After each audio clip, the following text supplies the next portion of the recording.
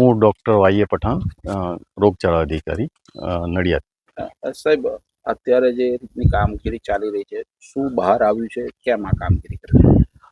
Generally જ્યારે બી વરસાદની season આવે છે ત્યારે સેન્ડ ફ્લાય જે કાચા અને મકાનોની તિરાડોમાં રહેતી હોય છે એના કરડવાથી એક વાયરસનો ફેલાવો થાય છે, જેને ચાંદીપુરા વાયરસ કહે છે, જે મોસ્ટલી નાના છોકરાઓમાં, કારણ કે એમની ઇમ્યુનિટી ઓછી હોય એટલે એમને કરડવાથી એમનામાં એ વાયરસ જાય છે અને એને ચાંદીપુરા ડિસીઝનો ના લક્ષણો, દાખલા ફીવર અને સાથે ખેંચ આવે એવા લક્ષણો ઉત્પન્ન થાય છે. અહીં જે કપોળણના માં જે આ ચાંદીપુરા વાયરસનો સસ્પેક્ટેડ કેસ મળ્યો હતો એમાં એને ફીવર સાથે ખેંચ આવી હતી, જેથી અહીંયાના કપોળણના પીડિયાટિશિયન પાસે એને દાખલ કરવામાં આવ્યો હતો, પરંતુ એક જ દિવસમાં એને ફીવરની સાથે ખેંચના સિમ્ટમ્સ આવતા એને મોટી હોસ્પિટલ જીમર્સમાં ગાંધીનગર ખાતે દાખલ કરવામાં આવ્યું છે, જે હાલે સારા બાળ રોગ નિષ્ણાંતોની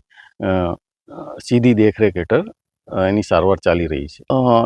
ચાંદીપુરા વાયરસ એ વાહકજન્ય એટલે કે વેક્ટર બોર્ન ડિસીઝ જેવો છે, એટલે એના માટે સૌથી પહેલાં વેક્ટરની જે ક્વોન્ટિટી છે, વેક્ટર ઘટાડવા માટે અમે ખાસ કરીને જે ઘર છે એની આજુબાજુના ઘરો છે એમાં જે તિરાડો હોય એને પુરાવવાનું, પછી એની આજુબાજુ મેલેથોન ડસ્ટિંગ કરાવવાનું અને સ્પ્રેઇંગ કામગીરી ઘરની અંદર સ્પ્રેઇંગ કામગીરી, જેથી કરીને જે સેન્ડ ફ્લાય છે એ મરી જાય, એ કામગીરી અત્યારે હાલ કરાઈ રહ્યા છે. અને કેટલી ટીમ કામ કરી રહી છે? હાલ અમારે 16 પીએચસીની લગભગ 10 ટીમો કામ કરી રહી છે આ એરિયા અને આજુબાજુના બીજા 10-15 ગામોમાં. બીજા કોઈ કેસો નથી, એ શોધી રહી છે, પણ હાલ અમને આ એક જ કેસ મળ્યો છે. જે.એન. પરમાર, મેલેરિયા સુપરવાઇઝર, ખેડા જિલ્લા પંચાયત મેલેરિયા શાખા છે.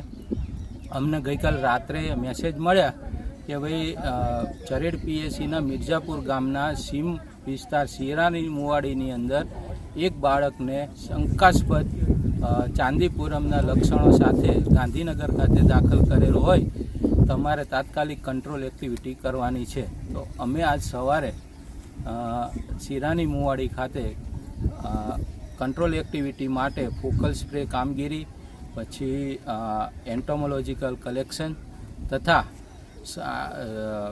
પીએસસી ચરેડના કર્મચારીઓ દ્વારા ડસ્ટિંગ કામગીરી તથા સર્વેલન્સ કામગીરી કરવામાં આવેલ છે. અને આ એરિયાની અંદર આ પ્રકારના લક્ષણો ધરાવતા એક પણ બાળક અન્ય જોવા મળે નથી, જેથી કરી આપણે સેફ છીએ.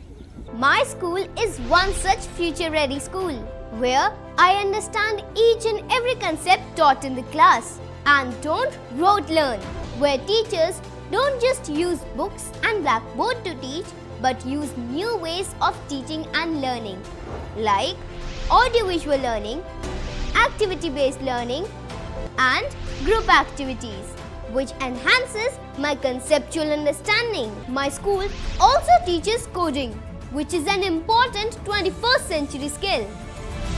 Not just that, I get an opportunity to showcase my skill on a national platform.